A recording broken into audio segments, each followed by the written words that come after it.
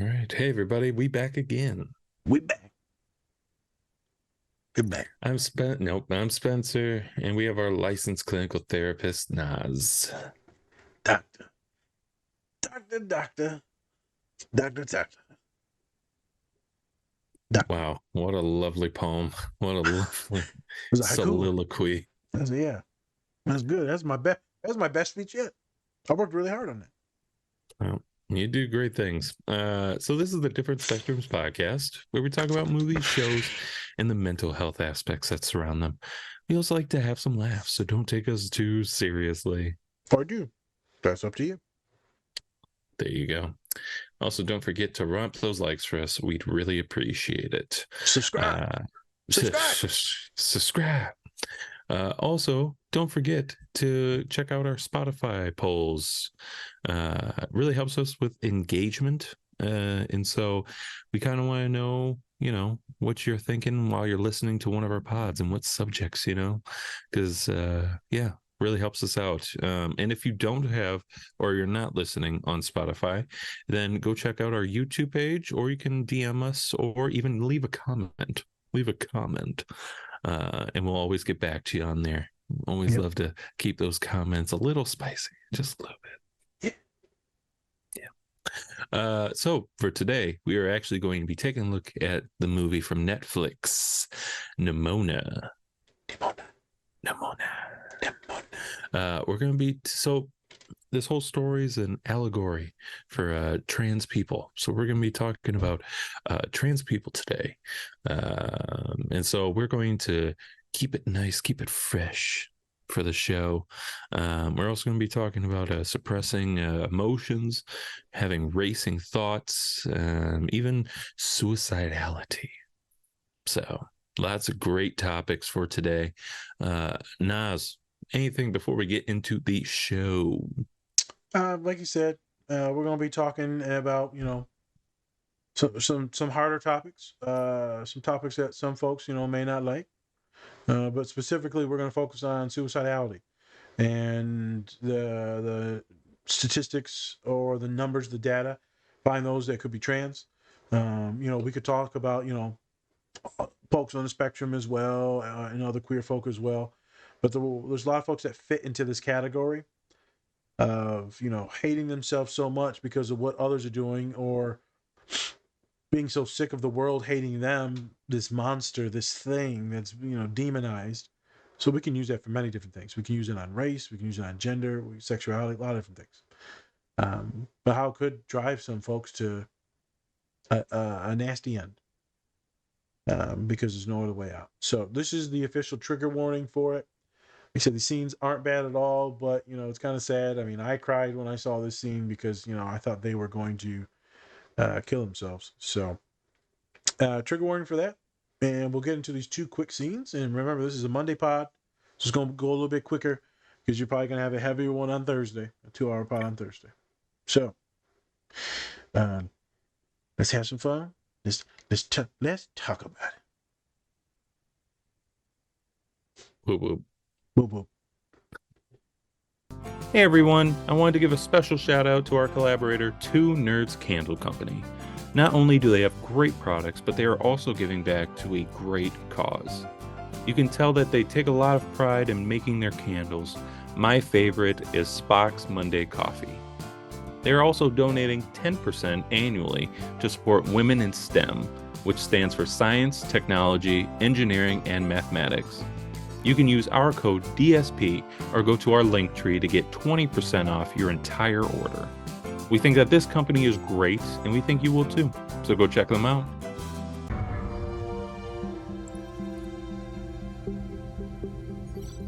Is something on your mind, Ambrosius?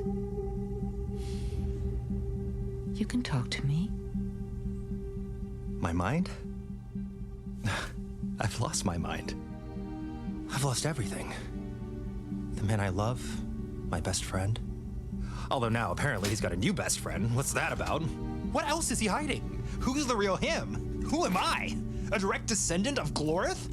I never asked for that. Now everyone expects me to rest Ballister, and if I don't, I'm a traitor to you, and if I do, I'm a traitor to him. Oh, and on top of that, I chopped off his arm. His arm! Who chops off an arm? Because I was trained to? Arm chopping is not a language! I'm fine, Director.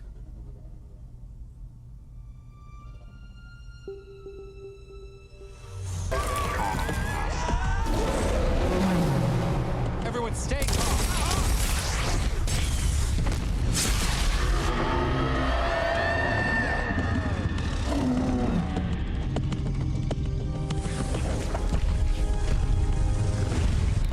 Drones engaged.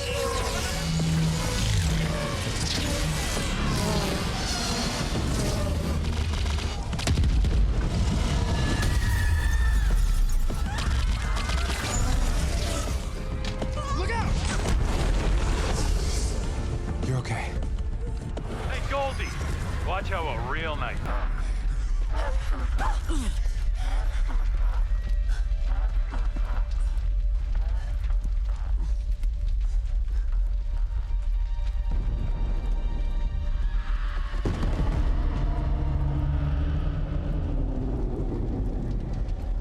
What have I done?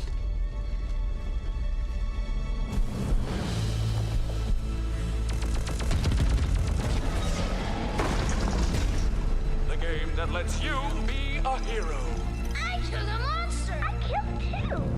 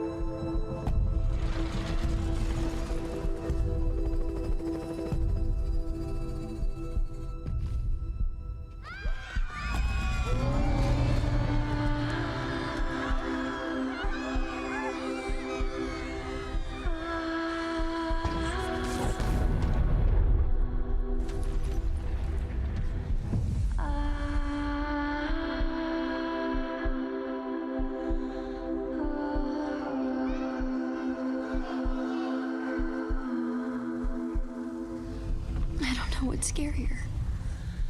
The fact that everyone in this kingdom wants to run a sword through my heart.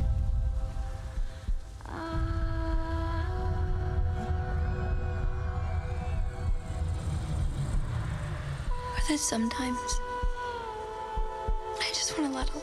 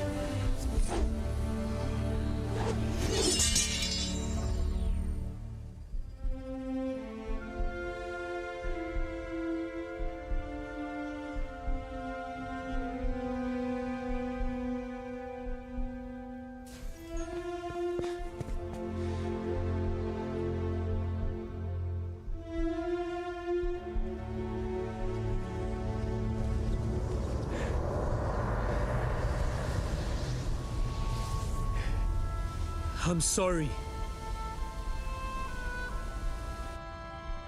I'm sorry. I see you, Nimona.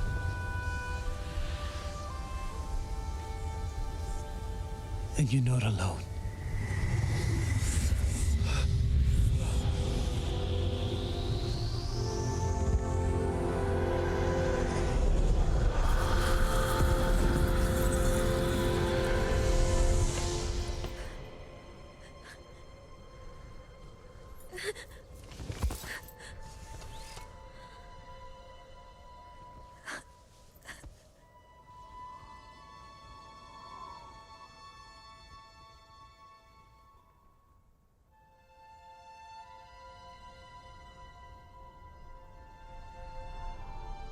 Fire the cannons.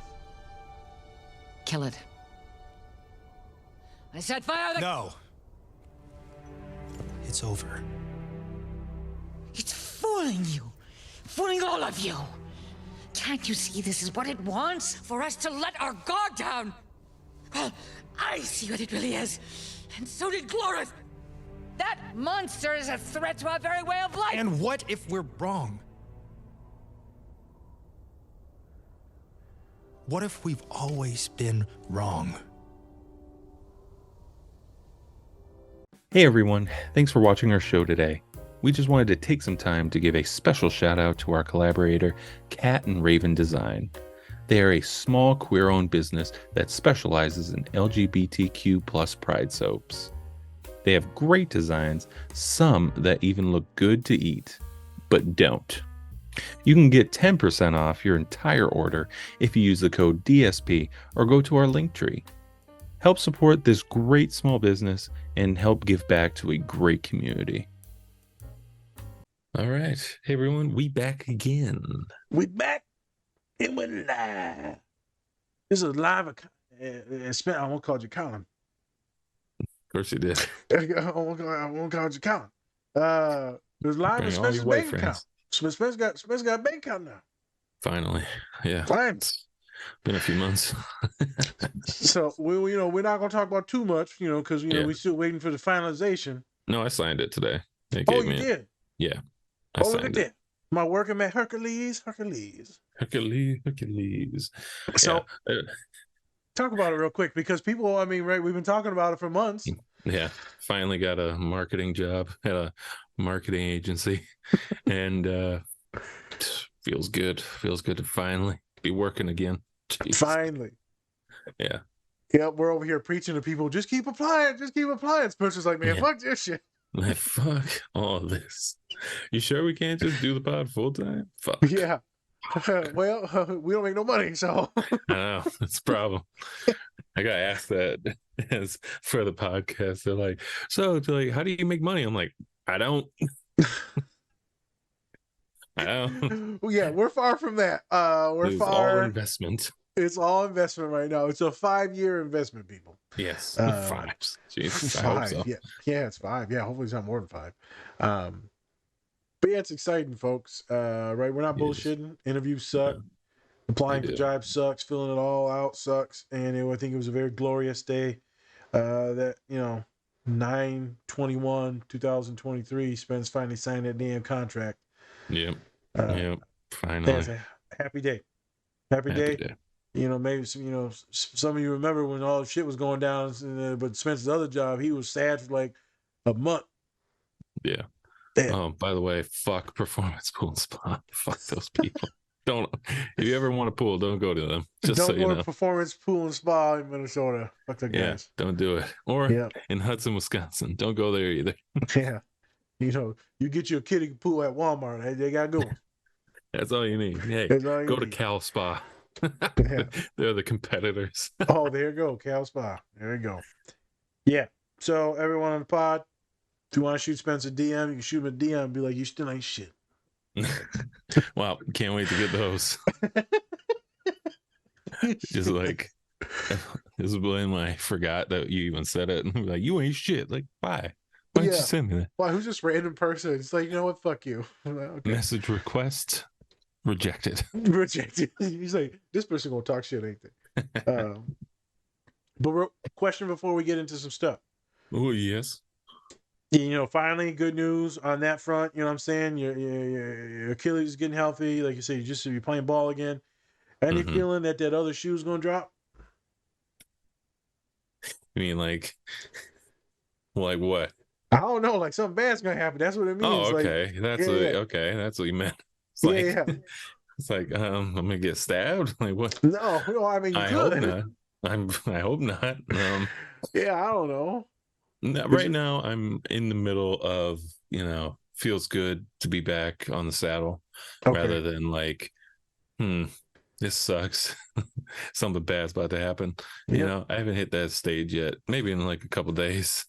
Yeah. Not gonna give it like a few hours. After enjoy it now, and then you can worry about anxiety and then you messing up later. Cool. Yeah, Yep. definitely will Okay. worry about that. Appreciate you bringing that up. I just want to make sure you prepare. Yeah, thanks. Thanks a lot. Imposter syndrome. Yep. In this case, it's not a syndrome. Like, you just suck. Yeah, I'm just terrible at what I do. Hey, shout out to the company that I just worked for. God, Jesus idiot. Christ. Um. Anyway. Anyway, It's good times, man. It's good times. yeah, I was, you're back on the saddle, and yeah. it's good. And it could be a bumpy ride, but you learn to like it. It's rough God, sometimes. I don't like your voice right now. It's Yeah. gonna turn. Yeah, you get used to it when it's a Yeah. bumpy ride. Oh my gosh. All right. And Introduce the with show. that, before we get into the show, shout out to our collaborators. Bub's Naturals. We have Cure Hydration. We also have Silver Dollar Candle Company, Two Nerds Candle Company, and then Cat and Raven Company. We also have Pinfinity, which apparently they did not like our posts, but it's fine. I guess I got blocked. Yeah, we're bringing this up. Fuck it. Yep. I guess we'll figure it out. I don't know, but Yeah. yeah, I got blocked For some reason, they wanted to block us on Instagram for some reason. So that's smart. Cut off almost 12,000 follower account. It's really smart. So Just whoever it promoting is your over pins, but at we'll figure it out. Pinfinity, yeah. Thank you, whoever is in charge of the social media at Pinfinity. You're doing a great job. Appreciate it. Yes. I hope you get fired. One of us has to say it. Yep. So go check them all out. Go check them all out. You can get up to 20% off if you use our code DSP or DSP20 or by going on our link tree. So go check them out. We have some great collaborators, except for Pinfinity. And so go check out the rest of them. Yeah, for sure. Yeah. And go check out our merch. We have some great stuff. Yes. Don't worry. We won't block you on there. We won't. So buy our stuff. Hey, you're different, but not less. Not less. You're different. Yeah. But not you're less. Ugly as a muffin, but you're not less. As you look like a fucking aging Teenage Mutant Ninja Turtle. Fucking, instead of Teenage Mutant Ninja Turtle, you're just adult Ninja Turtle. I don't know. Adult Ninja Turtle. What's the Mexican version for a Ninja Turtle? Oh my. Instead of Michelangelo, it's just Juan. Just an old ass tortoise. Why? You look like a snapping turtle. Oh my God. Remember that turtle from Breaking Bad where it was like it was walking and holding the head of that one guy? Yeah. There you go. That's you. There it is. It's me. Somehow I still got hair. Sorry. Somehow. Keep moving on. Jesus Christ. All right. So it's a great segue, different, not less, right? No, not the turtle thing. Calm down. All right. That's kind of the point of our next movie, right? Is that we have a lot of people who are different in the great show Nimona by Netflix. Right. So I didn't watch the movie, but I'm going to read from the Google about for this movie. Right. So it's all about a knight who is framed for a crime he didn't commit. And the only person who can help him prove his innocence is Nimona, a shape-shifting teen who might also be a monster he's sworn to kill. That's about it. It's deep. That's deep. Deep. You want to deep dive a little bit more into the story, or do you think that was a good indicator? Yeah, so a little bit more of the story. It's still good what you said, but as the trials and tribulations go throughout this is like a perfect comedy. Comedy is usually two people, two humans, in this case human / superhuman or inhuman. But it's usually trials and tribulations of two individuals going through life or something together. So this is what you have. This knight that's been set up, framed. by the director. So spoiler alert, that she's just a terrible fucking human and a bigot. So somehow they frame him. What was his name again? Alistair. Ballister. So Ballister gets framed for the murder of the queen at the moment. And he was not even supposed to be a knight. Poor dude, right? So this is also a comeuppance story about someone that is infiltrating their way in this oligarchy, this rich family. Kind of think of like a European type of thing or an old Middle Earth type thing. And it's a class system, and so he's fighting his way out of it. Makes his way to the best knight that there is, and then they somehow set him up, and they're like, "Oh, look, it makes sense because he was never one of us because he was like poor." With his partner, because both the dudes in there, right? It's the LGBTQ friendly book. It was a wonderful book, and then they made it into an animated series movie. And his partner's all right is one of the high princes, so one of the, like top knight / prince type of thing. And so he's stuck having to chase down his boyfriend, which is Ballister.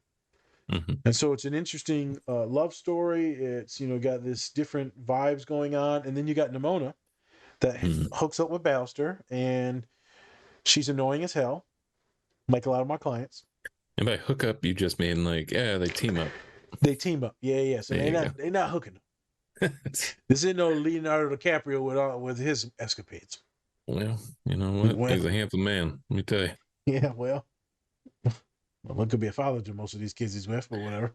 Well, yep. So they team up, and she's annoying and stubborn as hell, and he's coaching her and training her to be more emotionally better, smarter, more thought out, more methodical, instead of just reacting and just doing shit. Very hard-headed. Reminds me a lot of most of my neurodivergent clients. Stubborn as shit. So, and that's the story. Nimona transforms into a bunch of different monsters as they're fighting and trying to clear his name. They eventually figure out that it was the director, and right, that just keeps going, and then they try to take down the queen or the director at that time. But in this is the second scene we're going to show is very sad. So technically, it's an allegory for trans folks. The director said that Nimona is not trans themselves, but the relations and correlations and vibes can vibe in and out of that. So we're going to get into that. Okay. I should note that but we are not trans folks here. We're both cisgendered hetero males, but it's still fun to talk about. I think it's very interesting that two males will be talking about this, specifically more masculine males. I think it's kind of cool. Two men of color to talk about this topic, which is probably taboo for most folks of color, especially most men of color. So we're going to have a little bit of fun on that. We're going to break some social norms. I'm excited. So, first scene. Yes. Spence, you've seen it. They're in I don't know what the hell. They're in some floaty car thing. It's one of them spacecraft car things. It's like It's it's a floating car. We'll say that. I feel like it's a horse and buggy carriage, but it's like a floating buggy carriage. Yeah, I don't know how to explain this goddamn. Why they just do like a limo or something? Why they have to really go into like the nights and shit? Like it's like old school, but you got shit flying around. And shit. Yeah, see, it's like futuristic old school. Yeah, future. You're like, we like this stuff. We're gonna keep it, but change it a little bit. We gonna keep that. We gonna keep the racism too. Oh my god. That's what what? We're gonna keep how it looks and then also how we feel. Yeah. It's like anytime people are like, I want to go back in time. I'm like, shit, I ain't going back in time. Do that. Racist Don't do shit. that. Nope, I'm good. Nope. I always love that when people are just like, yeah, I'd love to go back in time. Like, what side are you gonna be on? Huh? Yeah. Are you gonna be on the side that's the marginalized side, or are you gonna be on the other side? Yeah. It's like, what side are you choosing now? Yeah. Are you gonna be yelling at kids while they're going to school? Yeah. Or are you gonna be the kid going to school? Yeah. What water fountain you drinking from, motherfucker? It's fucked up. And the fucked up thing is actually all that racist stuff is not that long ago, which is like kind of terrifying. There are literally people who have lived through that. and are still alive today. Yeah, it's intense. Segregation. Mm-hmm. So something interesting before we get into that scene. A lot Yeah. of the people have been commenting on the. If you haven't seen the reels that we posted or the podcast on Secret Invasion with Oh yeah. Samuel Jackson, they Yeah. continuously comment on it, and it's always interesting that who comments on it, specifically white men. Mm. Gotta love them. Don't want to live around them, but gotta love them. So they comment all these horrific kind of racial things, like, "Oh, you Yeah. just don't understand. Like everything's been good in the world, and all this racist stuff just started happening now. We're all divided."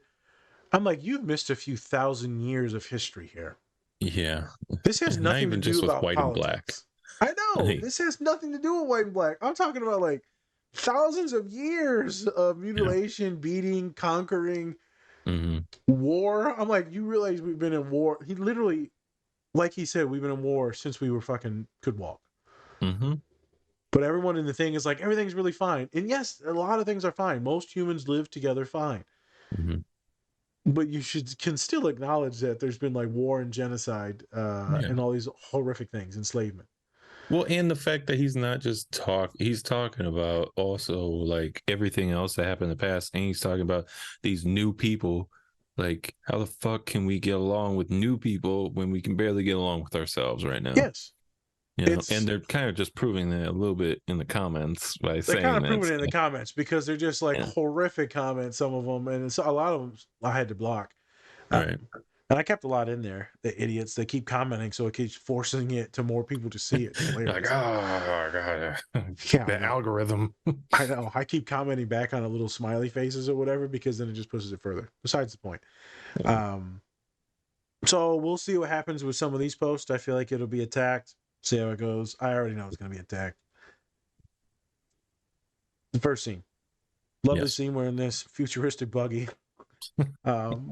And one of the knights, he's like not having a good time, and he's thinking about all the shit that just happened and how his partner's boyfriend literally just got exiled. Mm. And Yep. he was one of the ones that seen this murder happen, and then also mutilated his partner because he was trying to save the queen at the time. Mm-hmm. So it's interesting. So we're going to get into that scene first. For those of you who have not seen the movie, highly recommend it. Highly recommend it. LGBTQ plus, definitely recommend it. If you're just vibing and want something kind of funny and cool to watch, I recommend it. Especially if you like animated stuff. Also, it was a Disney movie before COVID, right? Yep. Before COVID. And then they kind of just dropped it, and then Netflix picked it up. So yeah, and it's got like a 96 on Rotten Tomatoes, which is really good. So Spanish, you got any question? Got any question? Nope, not at all. We didn't prep for this at all. All right. So in the scene, like we said before in the beginning, we're talking about racing thoughts, right? So is kind of having these racing thoughts normal? Nope. Okay. Well, and next question. It depends, man. Some folks, yes. Your answer is yes. Having these racist thoughts is normal. Racing, not racist. Hey, shit, the racist thoughts, they be happening too now. Right. Implicit bias, motherfucker. I know you said some shit, Bobby. Oh, Bobby, he's always into trouble. I know he's a motherfucker. So, racing thoughts. I like to preface this with some folks just think faster than others. They're just processing quicker and interpreting things quicker. Some a little bit slower. It has nothing to do with IQ. Just some folks can take in more data and input more data and output more data.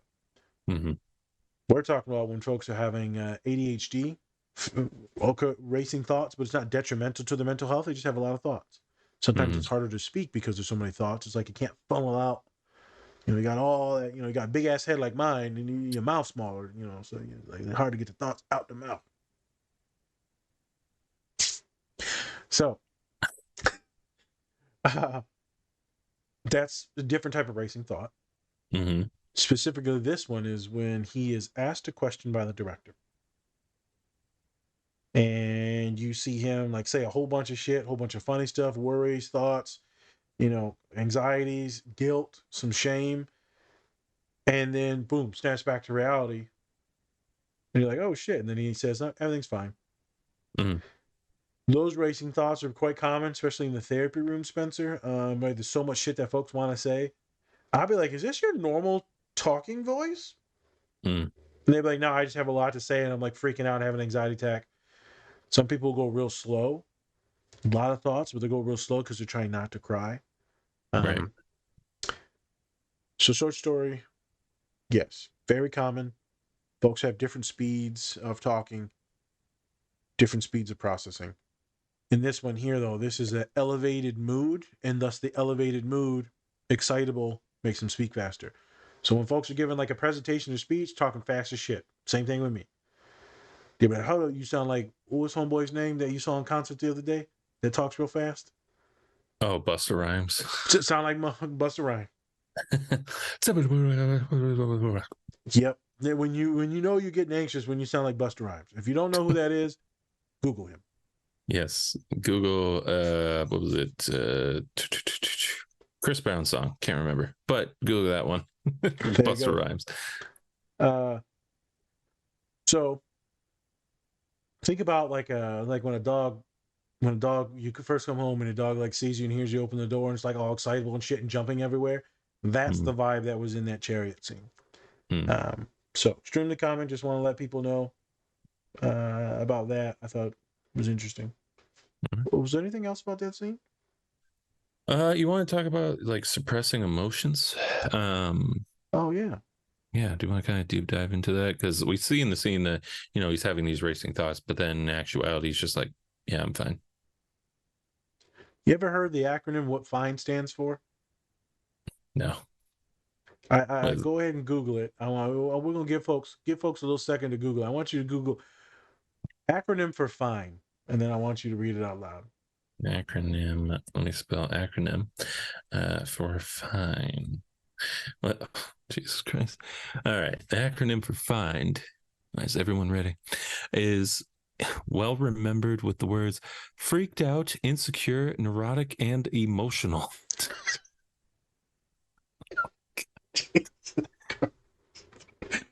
I had a client tell me, no, I'm fine.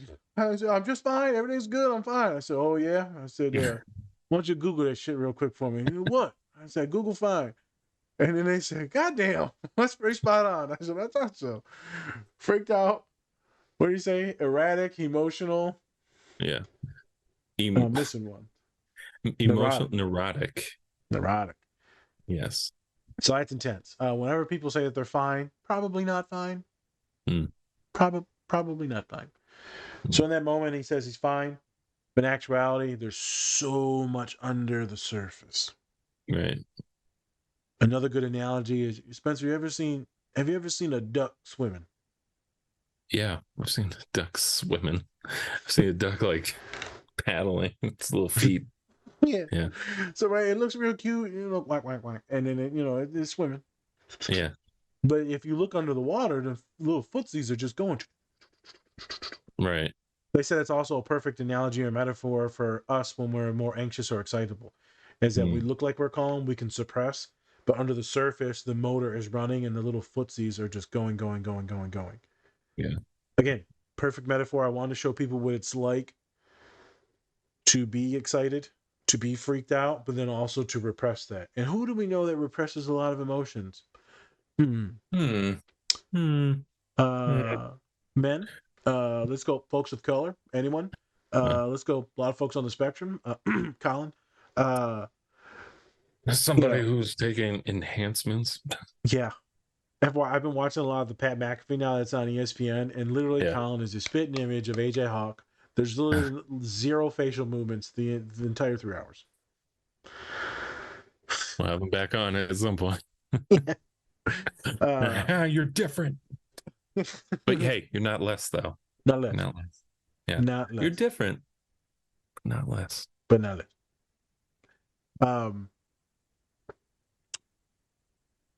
So, right, a very quick scene, but I wanted to give people a representation. And so the question is, when you get excitable like that, when the thoughts start to be racing, Is there a reason why you just tell people I'm fine? And if there is, what is the reason? It's because not the right time or inappropriate. These are work friends. This is your boss. Well, maybe you don't want to tell your parents. Oh, but why don't you want to tell your parents? Oh, because I don't want to burden my parents. Because then they have to worry about more things. Or it's, well, my parents ain't going to give a shit, so why would I tell them? Why don't you tell your partner? Well, I don't want to burden them. I already put too much on them. I don't want to be dependent on them. Those are the responses that I get. I'll just handle this on my own. I'm like, okay. So you handle it on your own, got you in my office. Fair. So what we going to do about that? So with that though, it's What's like, how do you get people to kind of open up, but then also not to like trauma dump too much, right? Yeah. That's a good question. Good question. Look at you, educated motherfucker. Got a job asking questions and shit. That's right. It's like it's my job or some shit. I know. No, legitimately good question. So there's a fine line. There's a difference between dumping on people, right, and overloading them and legit becoming burdensome. And there's also, okay, hey, I need some help. I need some support. Can I lean on you a little bit instead of just like I'm going to lay this on you all the time and push all your boundaries? Right. Vastly different. It's incremental. Also, there's based on the certain things that you would tell people.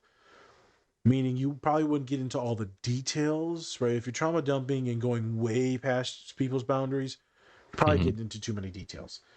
So if there's some type of abuse, physical, emotional, sexual, financial, whatever it is, then the details probably can be taken away. And then you can talk about the situation. If it's something that's more traumatizing, then you probably need to talk about a professional. Maybe you can tell like a friend that something happened. I want you to be safe because then they can get vicarious trauma, which therapists can even get if they're not careful. Right. So I'm telling you to be careful on what you say because I don't want you to get exposed and maybe tell the wrong person something. Remember, folks, if you are under the age of 18, if you tell certain folks they are mandated reporters, then they have to. Right? Even me, if you're a mandated reporter, so if you're to tell a counselor like me and you're under 18, then I have to tell Child Protective Services. So remember that, right? Because all your professors and teachers and clergy and hospital workers, something sus comes up and you say it, just letting you know, don't get mad at them. It's the law, and it protects a lot of people, so it's good. Yeah. But yeah, there's questions. Fine line. There's a way to lean on people instead of overwhelming people. And I think a lot of folks that are neurodivergent sometimes struggle with that. Yeah. To like, data. And it's like, hold up now. Motherfucker, do you breathe? Or you come up for air? You come for water? Like, nope, you're just going to keep going. Okay. Yep. That's right. All right. Like a Mako shark, just always swimming. There's no going up for air. What are you talking about? We always swim. Yeah, always swimming. When you stop breathing, swimming, you did. So obviously that's not the best. But in actuality, that's usually not the problem with a lot of folks. It's usually talking and letting anything out. Specifically, I want to, it's a lot of our men. A lot of folks that are in relationships with men will notice that, many of us are not the best with words, not the best with articulating our emotions and thoughts and feelings. It was recommended by one of the therapists that we follow on the podcast side on Instagram. This new movie that just came out, Love at First Sight. It's actually really good. It was a cheesy romance, but it was very well done. Horrible ability to talk about his emotions. We're probably going to do a clip from that one day. Isn't that A24? I'm not sure. I think it is. It just came out on Netflix not 2 weeks ago. Maybe. We'll see. Yeah, we'll see. If it is, damn. But it's produced by Netflix, so Netflix I can get through the copyright easy. Okay. And see, with someone like him, inability to speak about emotions, everything is fine. It's not. His mother's dying of cancer. And he's crying, and he doesn't even open up to his mom. Doesn't open up to like his new pseudo partner. He just can't do it. Not to his brother. It's because of the trauma. If you let it out, now it's real. Now you have to really cry and sob. And I talk to humans all the time, and I remember the one was like, Story time. And they were like, so it was a rough week and they were crying. I said, it's okay. I said, we're just going to sit in this. Mm-hmm.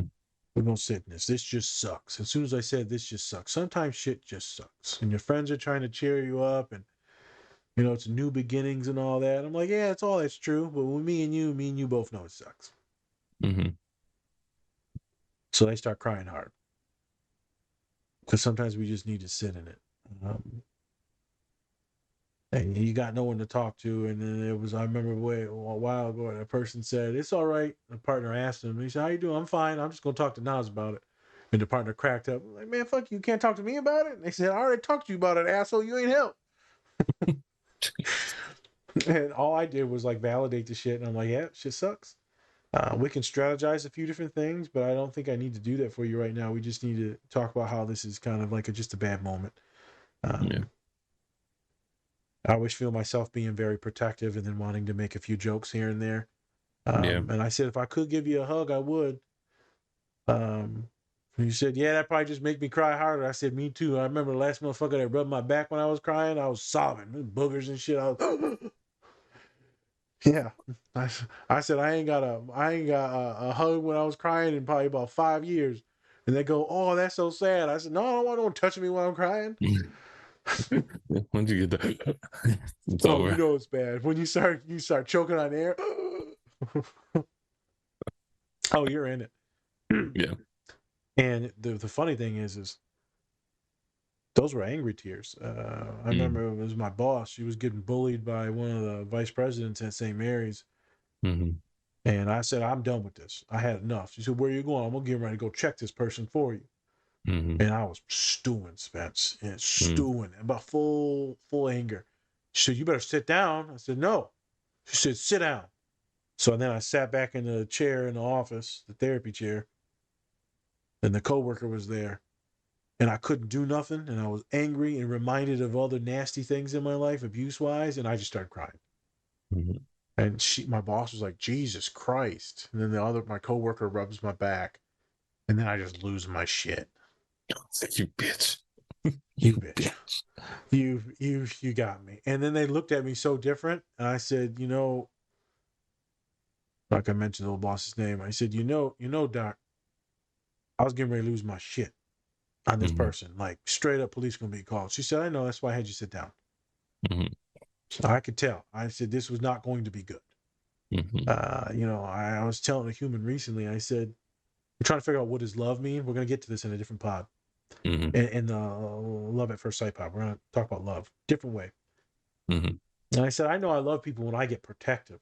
And not like this hyper masculine protective. I just want to make you smile, make you feel good, make sure that no one fucks with you, right? And then when someone fucks with you, I'm like, oh, I'm angry.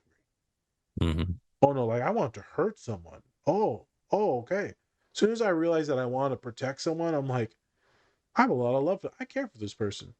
Mm-hmm. Protection doesn't just mean physical. Sometimes I can help protect people in therapy. Yeah. I'm showing you the things to do to protect yourself. I'm doing this out of like love, out of my humanity.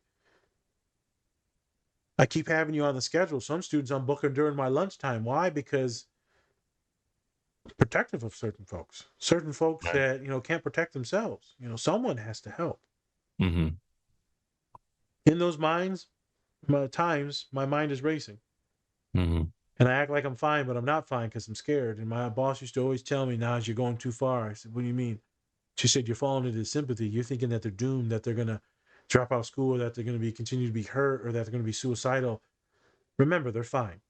They're Mm-hmm. okay. They were fine before you. I can stop using the word fine. They were okay before you. They'll be okay without you. But I can help. You can help, yes, but they're not doomed without you." And I said, okay. Because, dude, I would fucking spiral sometimes in therapy. I'm like, this person's fucked. Mm. And it's not like you can tell them that. Yeah. How fucked up that would be. So you're probably not gonna make it. So That'd be $5.99. yep. So can you just pay me now, or I ain't sending you no bill, motherfucker. Yeah, you about to drop out of school, I can tell. Like, this is shit, you got no shot. All right. You can't do that. Thankfully, it doesn't happen too often, but sometimes with some folks or eating disorders or bipolar schizophrenia, you're like, fuck. And then you can't get no doctors to help you because they think the kid's too lost. And I'm like, nah, man, I got this, G. I got this, G. So, question for you, then we'll get to the next scene.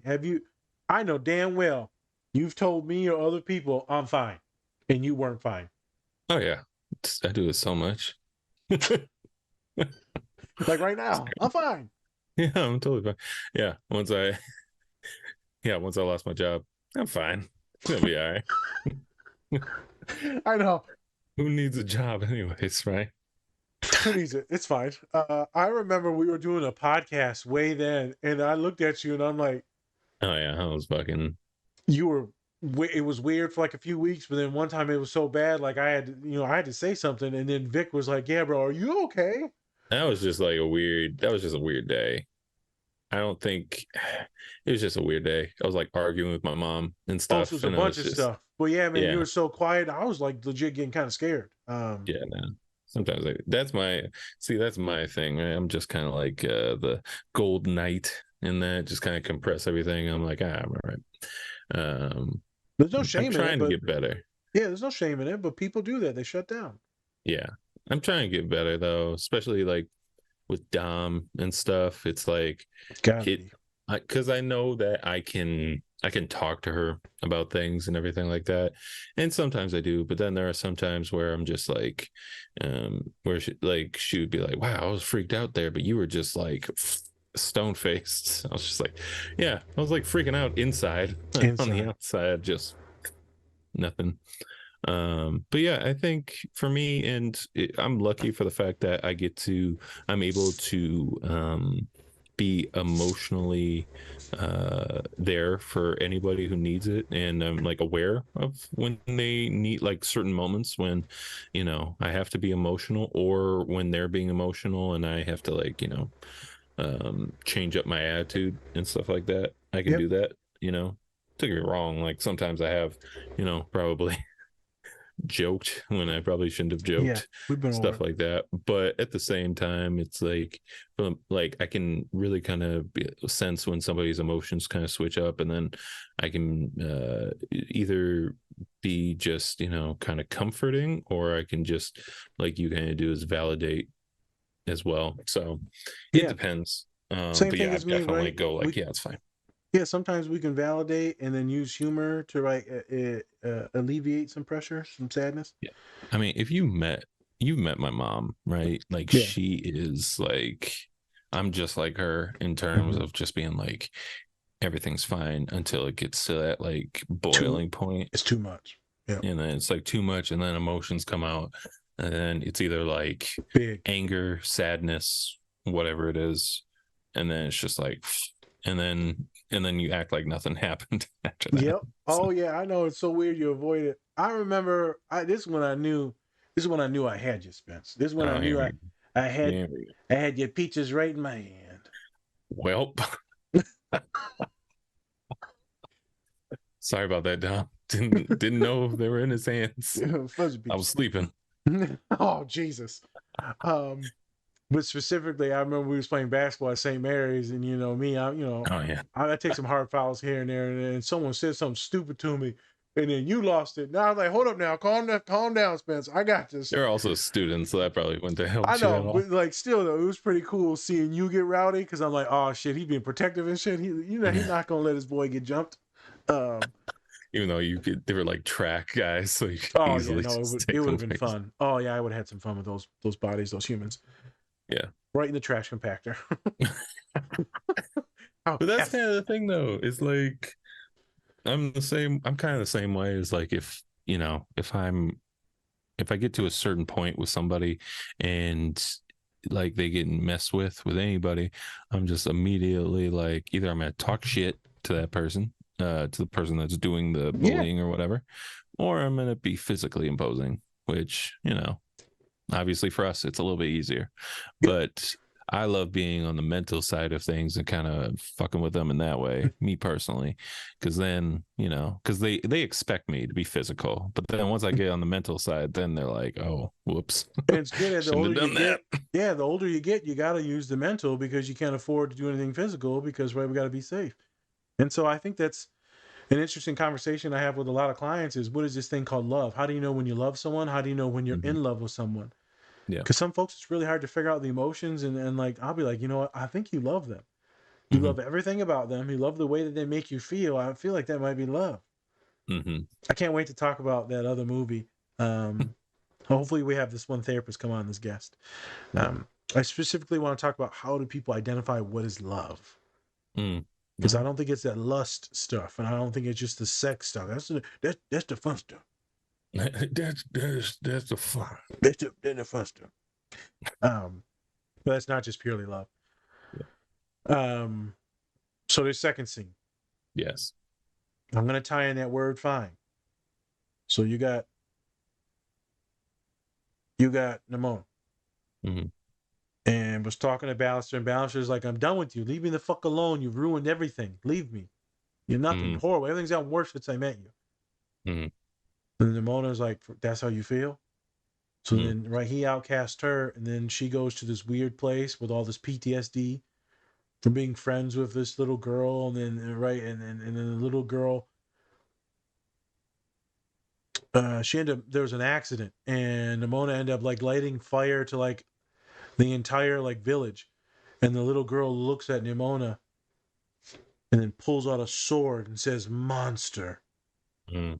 Her best friend pulls out a sword and says, "Monster," and so ever since then, Nimona's been on the run.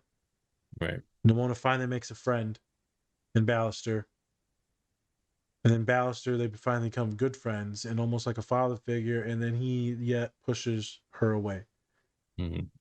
Finally, you allow yourself to feel good, to feel comfortable, to feel safe. And then you get validated once again that horrible belief and thought that you're trash. So she turns into this monster, this grief, this anger, this pain, this black entity. We always use black as like bad. Racism. But we go into this, and it looks like she's destroying the city, and she's going to kill everyone in the city. But in actuality, she's charging towards the sword, which was her best friend when she was young, but she's older now, and it was that golden sword that was going to pierce her right in the heart. This life force of when she was in this monster form, and then she was going to commit suicide. Too much pain. They're done. They're done being called a monster, and you see them taking these bullets and shots, and you're like, but they're not hurting anyone. What's Nimona doing? And they're walking towards the sword to end it. It's like legitimately fucked up. If you watch the whole movie, this fucking scene is horrible, Spence. It is. Yeah. Because you get to see the character development and all that, and it's horrible. I also found it interesting that when they were shooting at her, they were also like hitting buildings and stuff. So it was like damaging you're not city. Only trying to like kill a monster quote unquote, but you're also like literally killing like civilians and not caring. Yeah. So. Oh yeah, the director did not care at all in that moment. No. So that's kind of the backtrack for that scene. You see Nimona getting ready to pierce her heart, and then you see Ballister stop them. And he goes, "I see you," meaning you're a human, you're a person, you're someone that has love, that has emotions, that has feelings, that is not this monster entity that people tell you that you are.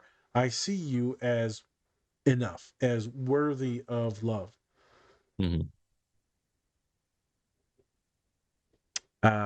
Then they heal, they come out of their monster form, and then they're super tired and they fall down. You see the director saying, turn the cannons on the city, kill them all. And you see the knight saying, what if they aren't a monster? What if we had it all wrong the whole time? And actually Nimona's like, fine. And we're the ones that are the monsters. And I think this is what we need to question, Spence, is are we the ones that are monsters in a lot of these situations? And I bet if you look deep enough, probably are. I'm human enough to admit that I've been a monster in some other people's stories. I know that. I used to be. I know that now I may say stupid things or sideways things. I know that my physical presence may be, resemble other people's monsters and things, or racial propaganda. Um, there's things we've all made people feel bad. I don't know why that's so hard for people to admit. You're not a bad person. Just because you did some bad things does not make you a bad person. Um, so it's a deep scene, and I think I'm gonna kick it to you for any questions. So let's get into it. Let's talk about it. Yeah. So we talk a lot, obviously, because the show's called Different Spectrums. We talk a lot about being different, right? Um, and we usually talk about a lot of the positives that come out of that, right? Um, like we get to be more creative, we get to do a lot more things and stuff like that. But then we're kind of deep diving into the side effects of being different and how kind of people feel. What have you kind of seen from have you seen kind of these things before from people that are technically like different, kind of like that suicidality side of things? And just how have you dealt with those people that are clients, that have felt this way and that have felt different? So I think this is really interesting. When this podcast release, Hmm. the one that comes out on Thursday will be Jack. Yeah. And that is all about being different, right? This big ass like kid, but an adult that's in an Hmm. elementary school, and how different and how he got bullied and tormented Hmm. as being this neurodivergent coded young man. Hmm. So, being different is a wonderful thing if you make it Hmm. to where it's acceptable, to where it's fine, to where you can get a job and have peace. And, I got a lot of kids that are suicidal from being different. Hmm. Sadly, it's a lot of neurodivergent kids, Spence. Sadly, it's a lot of marginalized identities. Specifically, we're talking about Nimona. So it's a lot of kids that are queer, man. A lot of kids that are LGBTQIA plus, and it's intense. Never in my life did I think I'd be working with a lot of queer folk. Right, I thought I was going to work with black and brown bodies, mostly athletes, and here we are. And we talked about it in Moonlight, which will drop actually like a week or two after this one will. Hmm. And wonderful, wonderful podcast. Love Jarrell, Jarrell, yes, Jarrell. Jarrell. Yeah. And that one, please check out that podcast for all Yes. folks. Moonlight. Um, and you're helping out these people that are so marginalized and hated in so many different ways, and there's laws still against them now. And and maybe you can think that I'm soft or whatever. It doesn't matter. I don't care. You're taking rights away. You're making people even more and more depressed, more and more isolated. The propaganda and fear mongering around gay folks, around AIDS, around STIs, around them being more promiscuous, um, them being less intelligent, or being more flamboyant. All these things. So many lies that are propagated. That folks that are queer can't be masculine, or that men of color can't be queer. It's horrible, stupid things that just make people suicidal because they need to hide it. Specifically, we'll go into trans identities. Hey, this is your co host Spencer, and I'm bringing you a special message from our collaborator, Silver Dollar Candles. They have great scents to go with great messages, just like Best Dad Ever, True Crime and Chill, and my personal favorite, When This Candle Is Lit, Give Me That. You can also make your own candle and message that fits you. So go use our link in our link tree to get your order placed with Silver Dollar Candles today. Hey, are you a nerd? Do you like pins? If you're like any of our followers and you said yes, you should check out our collaboration with Pinfinity. They have Power Rangers pins, Transformers pins, and for all of our bronies out there, My Little Pony pins. Go check out our link tree or use our code DSP to get 20% off your Pinfinity order today. You say you like autistic folks, or you're an advocate for neurodivergent folks, but you're not an advocate for folks that possibly are trans. And if you fall on that spectrum, then what you're not looking for is equity or equality. What you're looking for is just power and privilege. That's what you want, power and Mm. privilege. Mhm. Yeah, right. If you're not fighting for technically all things or affirming all things, then what you are is only maintaining power for your one subsection, whichever race, entities, sex, gender, whatever it is. And so this is how it was put to me one time. And then you start working with folks on the spectrum, you start looking into the data. 60, 70% of trans folks identify as being neurodivergent on the spectrum. So if you listen to this podcast, right, you might possibly identify some of these things in this story.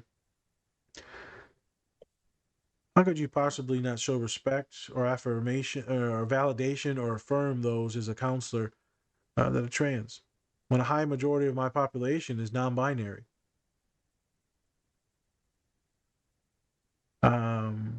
It's inappropriate for some of these counselors to not know or to not understand some of the things. Hey, I mess up too. I mess up pronouns at times. I messed up on some of the verbiage on some things. It was horrific. I felt horrific afterwards. Then you got to check in. You got to hold yourself accountable. Make sure that person isn't deregulated or dissociating because of those things.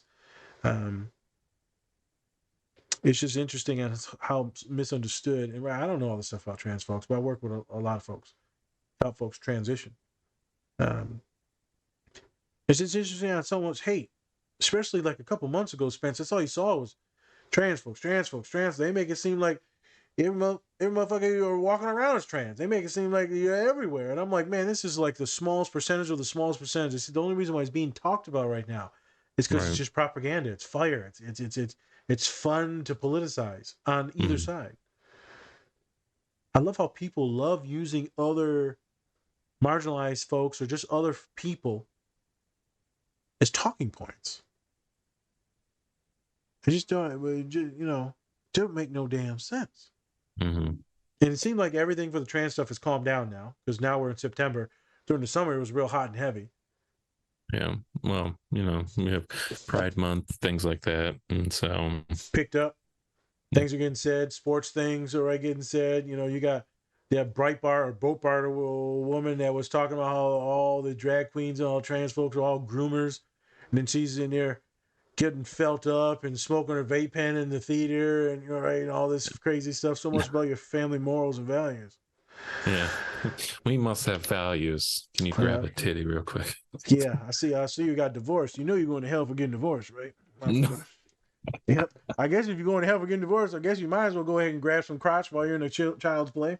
Yeah, why not vape while you're watching Beetlejuice on the Yeah, there you musical? go. It's just interesting how so many people are so bigoted, but it's all BS and fake. Yeah. It's just talking points. It's talking Yeah. points. But I hate when they use other people Yeah. as talking points. It's true. So this was some of the stuff I wanted to get in was the statistics and how many folks that are non-binary or trans are on the spectrum. Mhm. Doesn't mean it's a spectrum thing. Doesn't mean that transphobe is a spectrum thing, but it should be known that there's a higher correlation with that. And I think a lot of that is about socializing just in general. Some of us are like, hey man, I ain't playing by these norms. Mhm. I can vibe and identify or move fluidly in and out of things. If I want to be masculine or feminine that day, right, I shouldn't have to just use any of these labels, which is quite interesting, which I run into a lot in the office. Um, so the sad part is the suicidality. Mhm. And how many folks actually think about suicide, which is like 70% of trans folks think about suicide quite frequently. And it's like 40 some percent, try to try to make an attempt on their life. And, part of this gender politics stuff is interesting because everyone's trying to fit in a certain category. And I wish people just could express themselves and just be cool with that. But Mhm. folks are, everyone wants a category. You got to be categorized or a monster. And then as soon as we categorize you, you're still a monster. And I'm like, Jesus Which I Christ. find interesting, though. I find interesting is that Go ahead. we want to be so free of labels, but yet we label ourselves even more down to our, everything else. And Everything. so, and it's like, at what point do we stop that? Because we're just kind of sectionalizing ourselves. we're kind of sectioning off each other into all these different categories. And yes, like you said, it's a marginalized group of people and everything like that. But I also think that, I don't know, I'm not a huge fan of us giving each other all these different labels when we should just, start just being individuals instead, Yeah, but some yeah, folks use the identities as to help like validate and give like some context to what's going on. just fine. But at the same time, it's like, I thought we were kind of getting away from that, I thought we were getting away from just being black or white, being guy, girl, and all that stuff. I thought we were Yep. going to be a little bit more just, individuals and being able to kind of be ourselves instead of just being like, I'm this, I'm this, I'm this, I'm this, And so people like to identify as those things, but the thing is those things keep on giving people these talking points to then Right. start monsterizing. I don't know what else to call it. That population. I feel like that's a good word. Yeah. Is there's always going to be the ones for and the ones against. Yeah. And it's just interesting how everything that is different, Nimona, will be seen as a monster. Mm-hmm. Because they fit into this certain shape shifting category that's misunderstood. And so sometimes this is where I get the labels is everyone's trying to fit into these labels. And I'm not even talking about gender now. I'm just fit into these certain things. Right? Men can't express this, can't express that. Women can't express this, can't express that.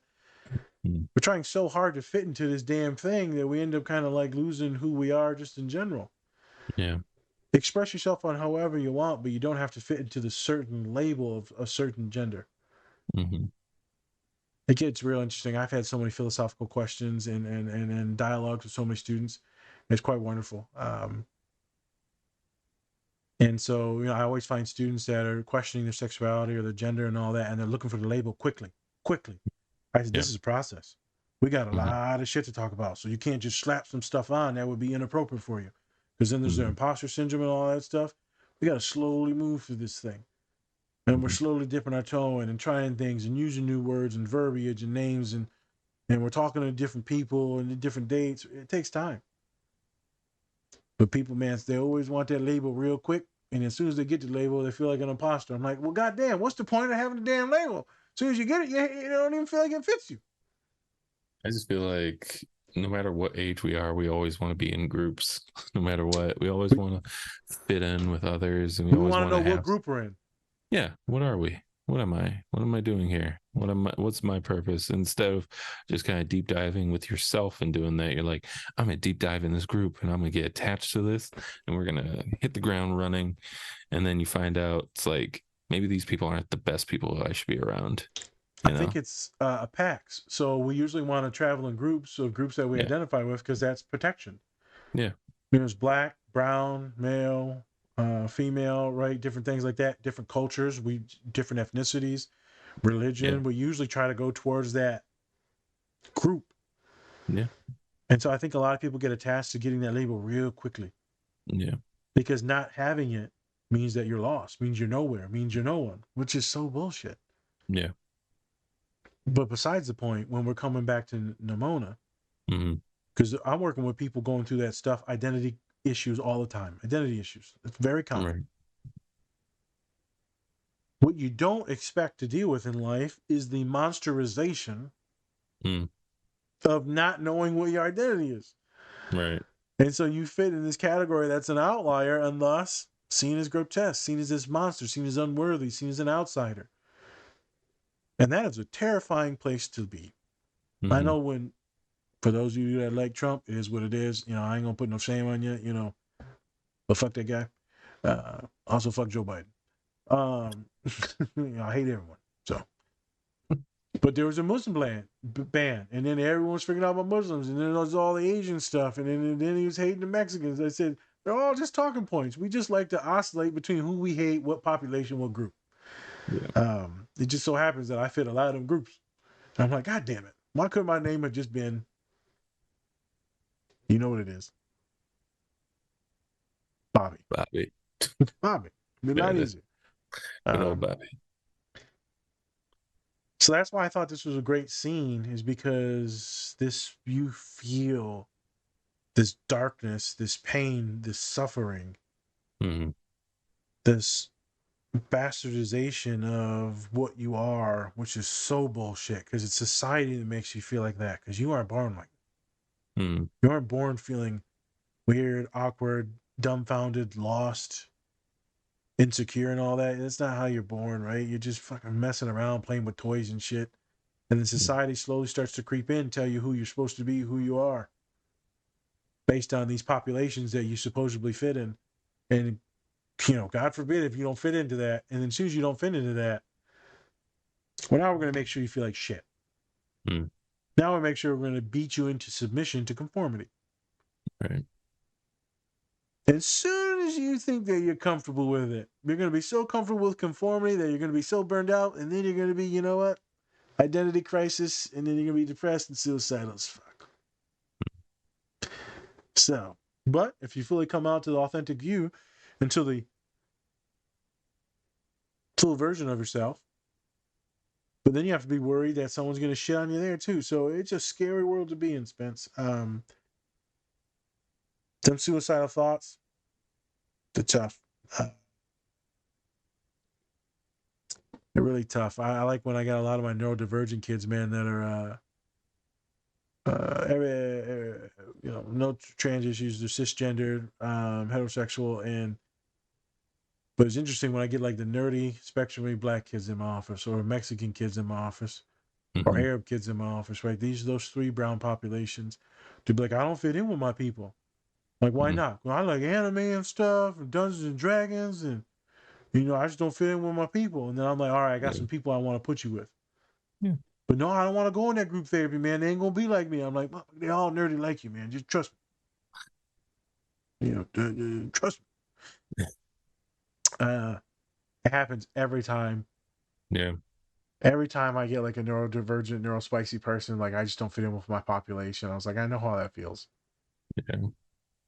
I know how it feels to not be black enough, to not be white enough, to not be Mexican enough, to not be preppy enough at the white schools, to not be articulate enough. It fucking sucks, man, to never fully fit in a crowd.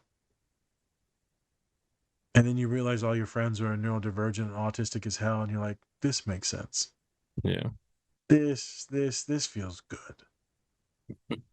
This feels good. That's why a lot of my friends, you don't really see similarities between like races and stuff like that. The similarities are the awkwardness and weirdness and the neurospiciness. That's what it is. That's the similarity with all my friends, even my Yeah. partners. Same here. The Same neurospicy as here. shit. Yeah. Yeah. Love a woman with an attitude. I told a client the other day, I said, we're trying to figure out love. I said, man, I like me an aggressive woman now, right? It's just something about aggressive women. And he said, Nas. And I said, I like them tall and like them domineering. Oh, I ain't God. trying to get hit now. I don't like getting hit. I am busting your ass, But I like them to be intimidating. Like you feel like they're gonna punch you, but they don't really. Yeah, don't punch me now. I was going to full Don't flight do or it, fight but mode. just I want to think like you are. end up fucking double drop kicking your ass through the table. Spence, you have any more questions for me, man? So how does this all kind of relate to autism? Right. We kind of talked about it, but did. let's go a little bit more into it. So, like we talked about, there's a lot of individuals that identify as being on the spectrum, which are in the trans community. What you're going to see is the specific identity of not wanting to choose one, or vibing in and out of one, and not wanting to go by this social contract or construct of what it is to be a man, what it is to be a woman.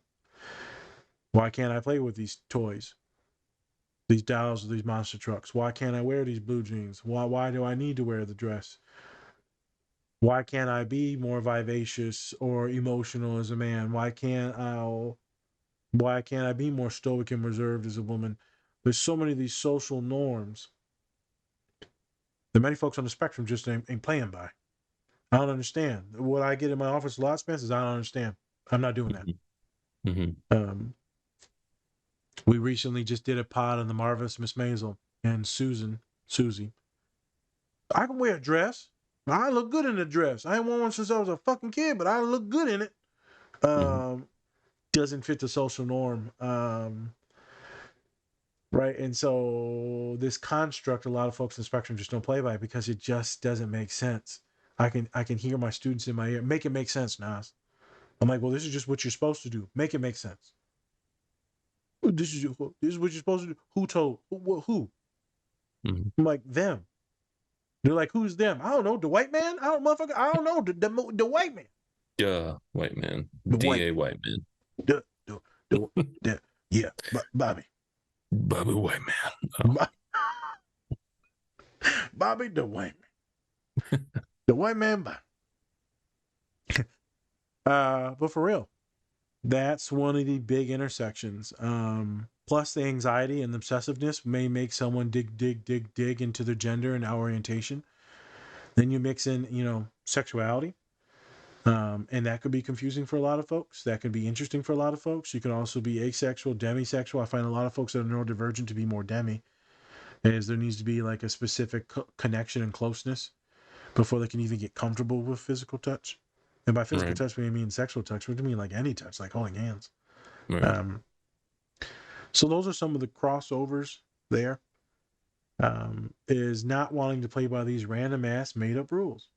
Because at the end of the day, that's what they are. Yeah. They're the same made up rules they tell me and you we got to dress a certain way when we walk into the office.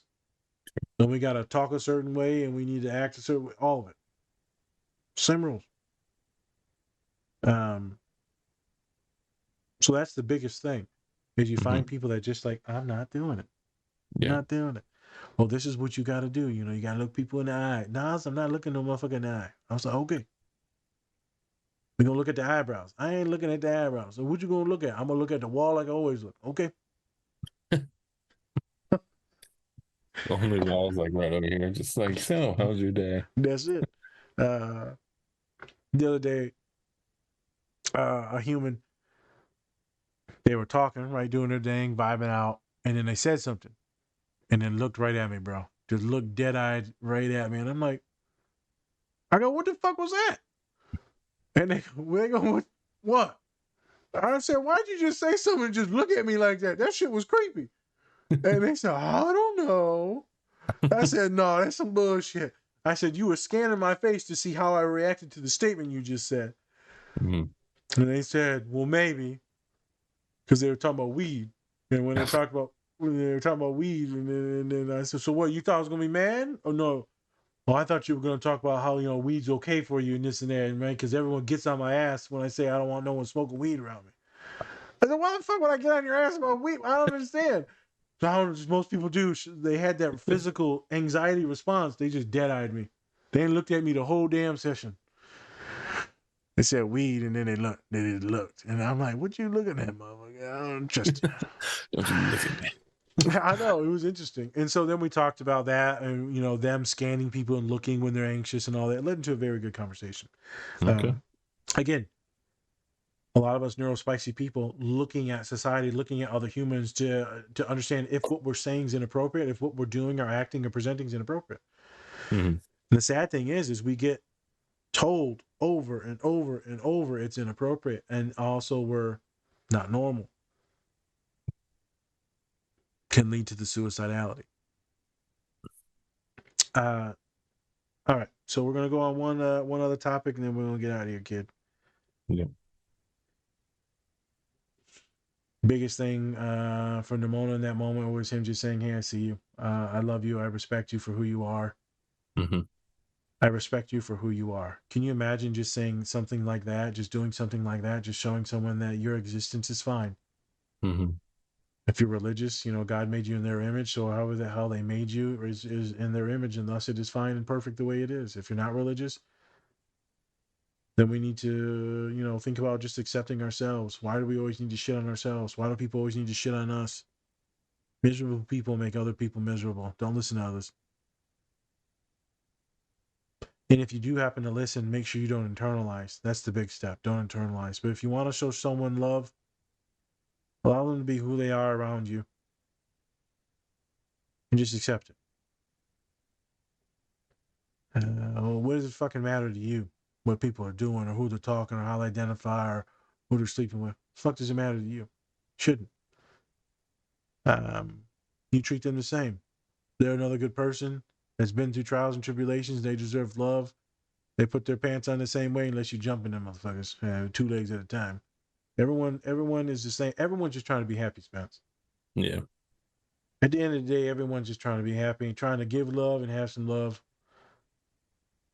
And I think that's where people get lost in shit, man. They get lost, and and we just love to pick on people, boy. And it's so easy to pick on the Nimonas of the world, the monsters of the world, the queer folk, the trans folk, the brown folk, the Muslim folk. It's so easy to pick on those folk. So easy.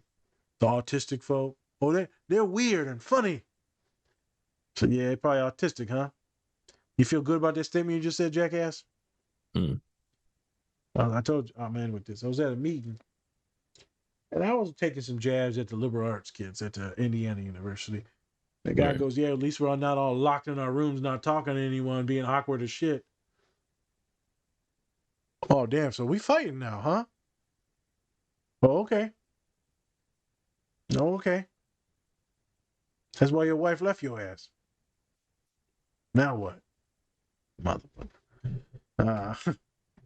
That's why you got a motherfucking peg leg and a hook for a hand. My video games can't leave me. Yeah, see? Yeah. It's just interesting, people love saying shit. I'm like, man, this dog whistles for some bullshit racial shit or isms. You hating on the isms right now, the tism. Oh, yes. I want to just show that this story, the allegory, I wanted people to see if they identify with this. I think that they'll identify with this. I think that they'll love Ballister and his character and the story arc of Nimona. Wonderful movie, very validating, very affirming, but it is also heartbreaking. That's all I got. All right. Well, with that, go check out Nimona on Netflix. If you have a Netflix subscription, go for it. Or you can, pirate that shit. I don't care. Do what you gotta do. But thank you everybody for joining us today. Like we said before, go check out our great collaborators. Most of them. Go check most of our great collaborators. You can get 20% up to 20% off if you use the code DSP or DSP20, or by going to our link tree and checking out how much you can get from there. Also, go check out our merch. We have some great stuff. You're different, but you're not less. So go check out all of our stuff. And then we're going to be having some more guests on the show. So keep on checking them out. And this has come out way before, but go check out our podcast on the bear. Yeah, we think that's probably one of our best ones that we've done probably so far, or at least one of them. The bear and the one we did with Cat. What did we do with Cat? Friends. Bear, the bear and Friends. Very good episodes. So go check those out for us. And then also go check out some of our great guests because some of them are therapists and counselors. So if you're kind of looking for somebody and you kind of relate to them, go check them out and see if you can kind of connect with them. Connect, and you can sign up for them if they're in your state, and you can start working with a lot of the people that we interview. You can actually work with them as therapists. There you go. So why not check them out? So if you have anything else for us, also go check out our polls on Spotify. You're probably listening to it right now, so go just do it. Click, fill it out, fill out the questions. Click. And then also, if you aren't on Spotify, comment on our YouTube page or on our Instagram. We love to have comments, no matter how spicy they are. We love some comments. So go check them out. And with that, I'm Spencer. That's Nas. This is the Different Spectrums podcast. Much love, people. Hopefully I did good by a lot of folks, just educating on some trans things, very simple things.